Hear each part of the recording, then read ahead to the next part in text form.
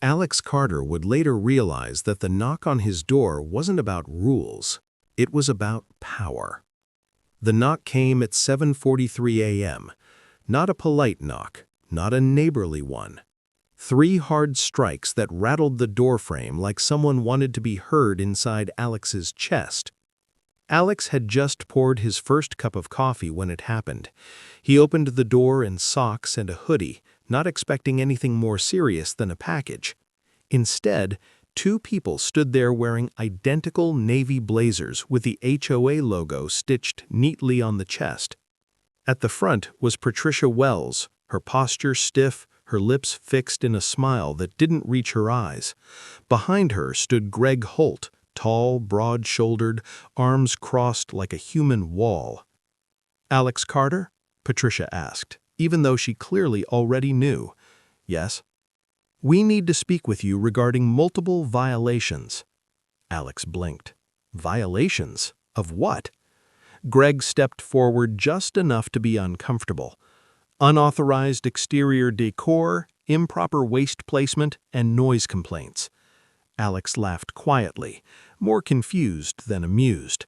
"That's impossible. We don't even—" Patricia cut him off. "This is not a discussion. This is a warning." Maya appeared behind Alex, pulling the door open wider. "Who are you people?" Patricia turned to her with a polished smile. "We're the HOA." Something in her tone made Alex's stomach tighten. "This community has standards, and we enforce them." Alex looked at the clipboard in her hands, pages full of check marks, boxes, official-looking words.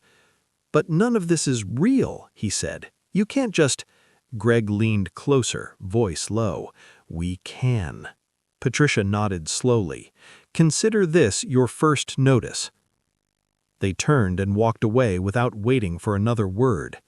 Alex stood in his doorway, heart pounding, realizing something had just changed. The line hadn't just been crossed, it had been erased. Hook. Alex didn't panic when the HOA left. He panicked when they acted like they had already decided his guilt. The email arrived less than 2 hours after Patricia and Greg walked away. Alex was still replaying their faces in his mind when his phone buzzed. "HOA violation notice. $500 due within 48 hours. The number alone made his stomach tighten. He opened it. No photos, no evidence, no list of what he had done, just a single line. "Failure to comply may result in further action." Maya leaned over his shoulder. "What did you do wrong?" "That's the thing," Alex whispered. "Nothing." He refreshed the page, checked attachments. There was nothing, just a fine and a threat. Alex replied asking for details. The response came back 5 minutes later. "All violations have been documented." Documented where? Alex felt like he was being judged by something invisible, and invisible enemies were the worst kind. Greg didn't come to explain the fine. He came to see how scared Alex was.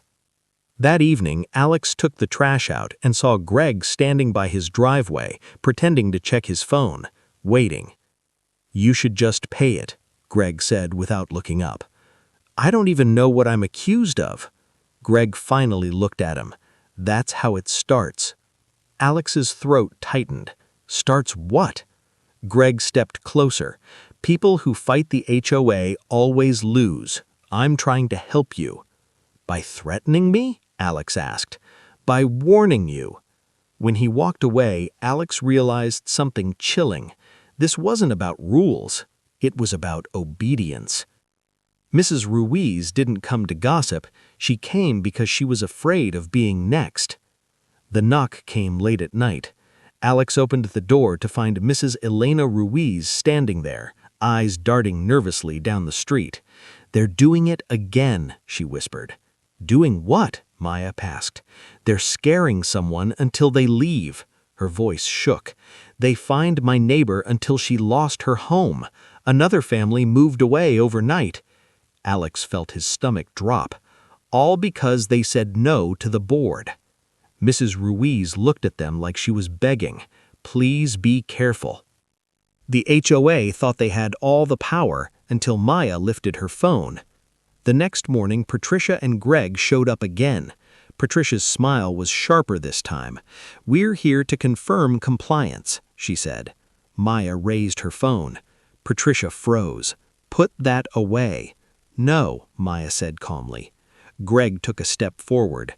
Alex blocked him. "If you touch her," Alex said quietly, "this becomes something you can't undo." For the first time, the HOA looked nervous, and Alex realized something important. They were afraid of being seen. Patricia didn't raise her voice, and that was what made her terrifying. The camera was still recording. Patricia slowly lowered her clipboard, eyes never leaving Maya's phone. "You really shouldn't be filming us," she said softly. "It could cause misunderstandings." Alex felt a chill. That wasn't a warning about rules. It was about consequences. Maya didn't flinch. "We're standing on our own porch. We're allowed to." Greg shifted his weight, hands flexing as if he were trying not to do something he'd done before. Patricia stepped forward just enough to be in the camera's frame. "Alex, you don't understand how this community works." "What you mean is you don't like being recorded," Alex replied. Patricia smiled, thin, tight, controlled. "We don't like troublemakers." That word hit hard. Troublemaker. Not neighbor, not resident, enemy. Patricia turned slightly, pretending to adjust her glasses, but her voice dropped. "You and your wife seem very online," she murmured. "It would be unfortunate if something happened to your reputation." Maya's hand tightened around the phone. Alex felt something snap inside him. "Are you threatening us?" he asked. Patricia's smile returned instantly.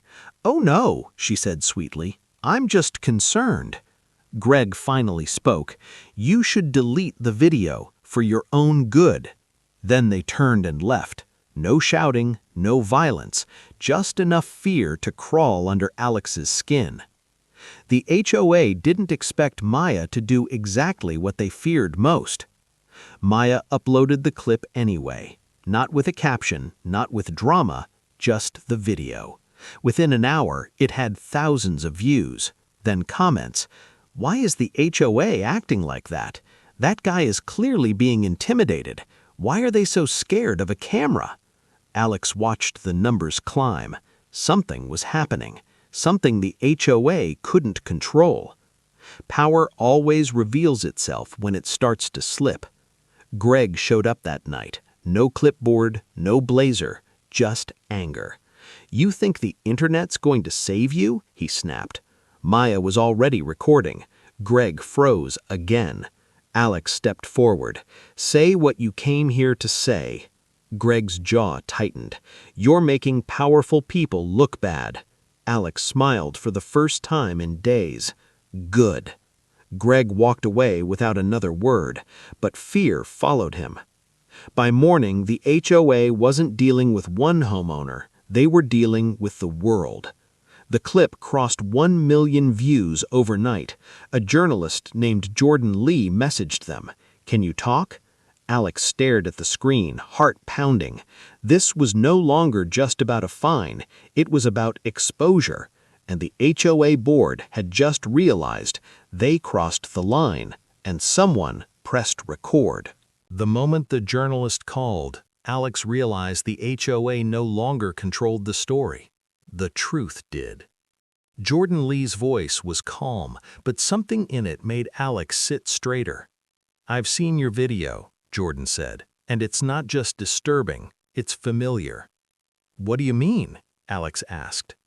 "We've received multiple complaints about this HOA over the past 2 years, but no one had proof. Until you." That word hit like a hammer. Proof. The fines, the intimidation, the quiet threats. Maya sent everything they had. Emails, timestamps, violation notices, even the moment Patricia tried to get her to lower the phone. Within hours, the story went live. HOA board caught threatening homeowners on camera. Alex stared at the headline. It didn't feel like revenge. It felt like exposure, the kind that makes powerful people panic. The HOA didn't apologize, it tried to erase itself. At 6:07 a.m., every resident received an email. "We regret any confusion caused by recent interactions." Confusion? That was how they described threats? Mrs. Ruiz called Maya in tears. "They're telling everyone to stay quiet. They're saying the media is lying." Patricia's office phone went straight to voicemail. The HOA website disappeared. It was as if they believed if they removed their digital footprint, the truth would vanish with it. Alex knew better. The internet never forgets. The man who once felt untouchable now looked afraid. Greg confronted Alex in the parking lot late that night. "You destroyed everything," he snapped. Maya stepped forward, phone already recording. Greg flinched. Alex saw something new in his eyes. Fear. "You think people will believe you forever?" Greg muttered. Alex looked him dead in the face. "They already do." Greg walked away without another word. Not in control, not powerful, just exposed. The HOA ruled in shadows. Now it had to stand in the light. The city hearing was packed. Cameras, residents, officials. Patricia sat behind a desk, hands folded, her confident smile replaced by tension. The video played. Her voice filled the room. The threat, the intimidation, the silence afterwards was unbearable. No one defended her, not even Greg. The most dangerous people fall quietly. Greg resigned that afternoon. Patricia was suspended pending investigation. Dozens of residents came forward with stories of harassment, fines, and forced silence. Alex and Maya walked out of the building together. They had been targeted. They had been afraid. But now, they had broken the system that tried to break them. Part 16. When the investigation began. Once the city stepped in, the HOA stopped being powerful and started being dangerous. The hearing was only the beginning. Within 48 hours, the city announced a full investigation into the HOA board, not just into Patricia, not just into Greg, into everything. Inspectors arrived without warning. Boxes of records were taken from the HOA office, computers were unplugged, filing cabinets were sealed with evidence tape. Alex stood across the street watching it happen, barely able to believe it was real. For months, the HOA felt untouchable, like some invisible authority that lived above the law. Now, men with badges were carrying their secrets out in cardboard boxes. Maya whispered, "They're scared." And Alex knew she was right, because systems only collapse when people stop being afraid of them. The paperwork told a story even more disturbing than the video. Jordan called late that night. What they found is bad, really bad. Fines had been issued without cause, homes had been threatened with liens, residents had been pressured to move or pay quietly. Alex listened, stomach tightening. "They used fear like a tool, and it worked," Jordan continued. Suddenly, Mrs. Ruiz's trembling voice made sense. The empty houses, the silence. People hadn't just been quiet, they had been trapped. The day the handcuffs appeared was the day fear officially changed sides. Patricia Wells was arrested on a quiet Tuesday morning. No press conference, no grand speeches, just a squad car and a woman who once believed rules made her untouchable. Greg followed hours later. Alex watched from his porch as the police escorted them away. For the first time since the knock on his door, he felt something unfamiliar: relief.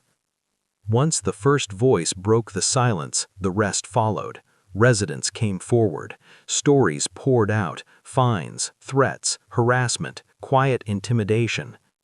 Mrs. Ruiz cried when she testified. "I was scared, but not anymore." Alex realized something then. The HOA hadn't just controlled the neighborhood, it had taught it to be afraid. The video made it famous, but the truth made it unstoppable. Jordan's story spread nationwide, news networks picked it up, HOAs everywhere started auditing themselves. Alex's phone buzzed with messages from strangers saying thank you. Not because he wanted attention, but because he stood up, because he pressed record, because he refused to be quiet. And that was what really went viral. When the cameras stopped rolling, the real consequences began. Going viral didn't feel like winning. It felt like standing in the middle of a storm with no shelter. Alex's phone never stopped vibrating. Messages from strangers, news requests, comments, some supportive, some cruel. People who had never met him were suddenly forming opinions about his life. And behind the noise, something darker crept in. Emails from lawyers, threats wrapped in polite language, warnings about defamation and financial exposure. Maya saw it in his eyes. "You didn't imagine any of this," she said softly. "They're just scared." Alex nodded, but fear still has teeth.